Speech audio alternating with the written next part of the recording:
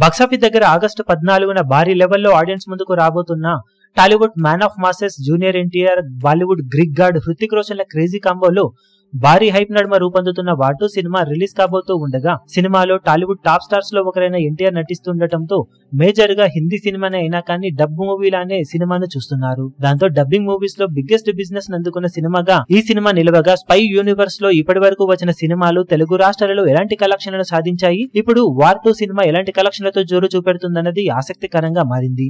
ఒకసారి spy universe లో ఇప్పటి వరకు వచ్చిన సినిమాల తెలుగు రాష్ట్రాల కలెక్షన్లను గమనిస్తే 2012లో ఏక్తా టైగర్ సినిమా తెలుగు రాష్ట్రాలలో 9.7 కోట్ల రేంజ్ లో గ్రాస్ ను అందుకుంది. ఈ సినిమాకు సీక్వెల్ గా 2017లో వచ్చిన టైగర్ జిందా హై సినిమా 16 కోట్ల రేంజ్ లో గ్రాస్ మార్క్ ను అందుకుంది.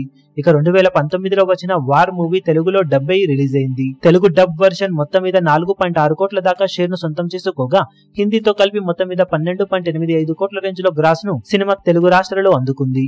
ఇక 2023లో షారుఖ్ ఖాన్ పఠాన్ మూవీ ఈ యూనివర్స్ లో బిగ్గెస్ట్ గ్రాసర్ గా నిలిచింది. తెలుగు రాష్ట్రాలలో టోటల్ రన్ లో 31.5 కోట్లకు పైగా గ్రాస్ అందుకున్న ఈ cinema Telugu dub version almost 5.5 కోట్ల రేంజ్ లో షేర్ ను సాధించింది. ఇక ఇదే ఇయర్ ఎండ్లో టైగర్ 3 మూవీ రిలీజ్ అవ్వగా ఆ సినిమా అంచనాలను అందుకోలేకపోయింది. 7 కోట్ల లోపే గ్రాస్ ను సాధించింది. ఓవరాల్ గా వార్ 2 కన్నా ముందు వచ్చిన సినిమాలలో ఏవి కూడా పెద్దగా అంచనాలను ఎన్టీఆర్ స్టామినాతో పోల్చితే ఇక్కడ అందుకోలేదు. దాంతో వార్ 2 సినిమా మినిమం 32 కోట్ల రేంజ్ లో గ్రాస్ అందుకుంటే ఈ యూనివర్స్ లో తెలుగు రాష్ట్రాలలో హైయెస్ట్ కలెక్షన్ అందుకున్న సినిమాగా నిలవడం ఖాయం. అది ఫస్ట్ డేనే జరిగే అవకాశం ఉండగా లాంగ్ రన్ లో మాత్రం సినిమా మినిమం 150 కోట్ల రేంజ్ లో కలెక్షన్ అందుకుంటే సాలిడ్ విజయాన్ని అందుకుందని చెప్పవచ్చు.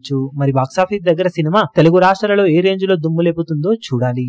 ఈ వీడియో మీకు నచ్చినట్లయితే లైక్ చేయండి, షేర్ చేయండి, ఛానల్ ను సబ్స్క్రైబ్ చేయడం మాత్రం మరవకండి. ఏ చిన్న అప్డేట్ ను మిస్ అవ్వకూడదు అనుకుంటే బెల్ ఐకాన్ ను ప్రెస్ చేయండి.